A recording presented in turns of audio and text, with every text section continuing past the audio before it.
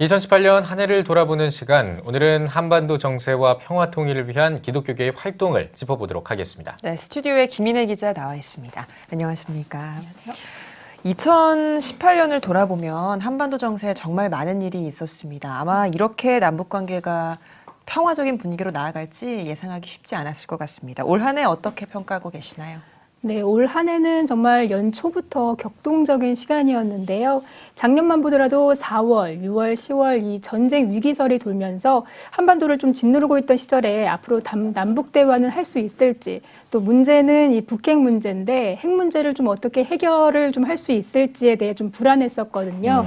그런데 갑자기 1월 1일이죠. 북한 김정은 위원장이 신년사를 통해서 평창올림픽 참가 의사를 밝힌 것을 계기로 이 풀리기 시작한 남북관계가 평양 정상회담으로까지 이어지게 됐는데요. 예. 이것을 징검다리로 삼아서 북미 정상회담까지 성사되면서 이 비핵화와 평화를 목표로 한 한반도 이 정세가 요동쳤었습니다. 네. 다른 무엇보다도 과거에 단절됐었던 이 남북관계를 새롭게 개선하기 위한 노력들이 참 많았던 한 해였다. 이런 생각이 좀 들었는데요. 이런 바뀐 한반도 정세가 대북 지원에도 영향을 좀 미치지 않았나 이런 생각도 드는데 어떻게 생각하십니까? 네, 올해 대북 지원은 전부 정부가 아닌 민간 차원에서만 이루어졌습니다. 네. 북한의 핵미사일 도발이 심화된 2016년 이후에 정부 차원의 인도적 지원은 전혀 없었는데요. 사실상 올해 이 하반기 들어서 본격 시작됐다고 볼 수 있습니다. 예. 네, 통일부에 따르면 올해 민간을 통해서 북한에 지원된 금액은 약 47억 원으로 지난해 11억 원보다 약 4배 이상 높아진 수치입니다. 예. 지난 11월까지 인도적 지원 단체의 접촉 신고는 54건이었고 이 가운데 6개 단체 14건의 반출이 이루어졌습니다. 예. 품목은 결핵약과 분유, 밀가루 등이었는데요. 결핵약은 지속적으로 인도적 지원 측면에서 북한으로 반출됐지만 분유와 밀가루 등의 지원은 지난 9월 평양 공동선언 이후 이루어졌습니다. 예. 네. 한국교회도 그동안 주춤했던 대북 지원이나 교류 협력의 움직임도 있었죠.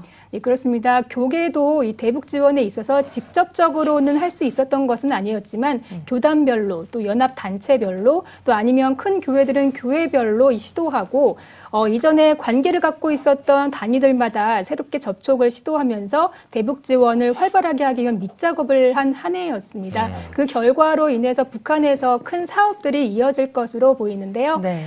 남북관계 경색으로 지난 9년간 중단됐던 여의도 순복음교회의 조용기 평양 신장 전문 병원이 늦어도 내년 11월에는 공사가 완료될 것으로 보입니다. 예.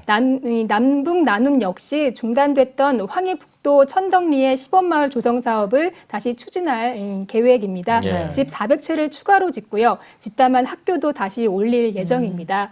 또 에너지 빈곤층을 위해 연탄을 공급해온 연탄은행은 평양과학기술대학교와 지난해에 이어서 올해에도 난방용 연료 지원 등을 논의했었는데요. 남북교류 분위기가 순탄하게 이어질 경우 연탄은행은 연료 지원을 포함해 이 북한 연탄은행 설립 등을 추진할 것으로 기대되고 있습니다. 네. 이 밖에 동북아 한민족협의회 등 교계 많은 단체들이 새해 대북 인도적 지원 사업 계획을 확정 짓고 준비 중에 있는 것으로 알고 있습니다. 예, 알겠습니다. 이제 26일에 남북 철도 도로 연결 또 착공식도 있고요. 이렇게 남북 교류 협력은 어느 정도 성과를 보고 있는 것 같은데 가장 큰 문제가 아직 남아 있습니다. 바로 비핵화 문제.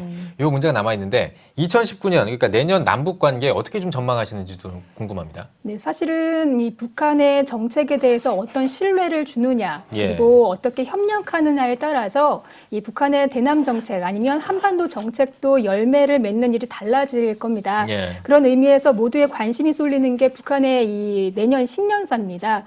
북한의 신년사는 그 해의 정책 방향을 확실히 제시하는 기능을 하는데요. 과거의 신년사를 분석해 보면 신년사에 밝힌 대로 정책적 방향이 그대로 이어집니다. 올해도 한반도 평화 과정을 위해서 노력하겠다고 선언을 하고 그렇게 쭉 달려왔었는데요. 내년에도 올해 신년사에 발표했었던 정책 기조는 그대로 될 것이라는 것이 전문가들의 분석입니다. 네. 그래서 이 남북 관계는 물론 특히 북미 관계를 풀기 위해서 북한이 좀 더 강력한 제스처를 취할 것 같고요.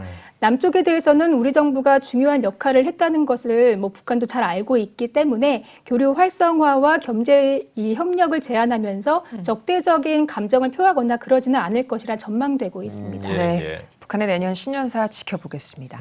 마지막으로 내년 대북 사업을 위해서 한국교회가 어떤 준비를 해야 할까요?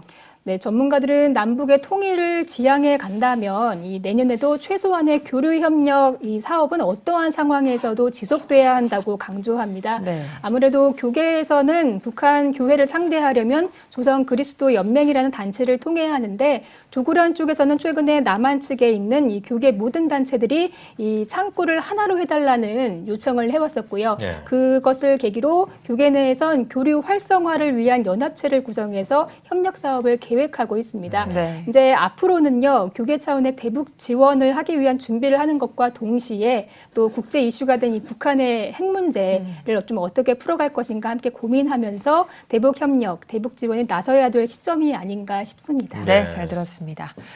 올해 한반도 정세와 대북 지원에 대한 한국교회 역할까지 들어봤습니다. 내년에도 좋은 결과가 있길 바라겠습니다. 김인혜 기자 수고하셨습니다.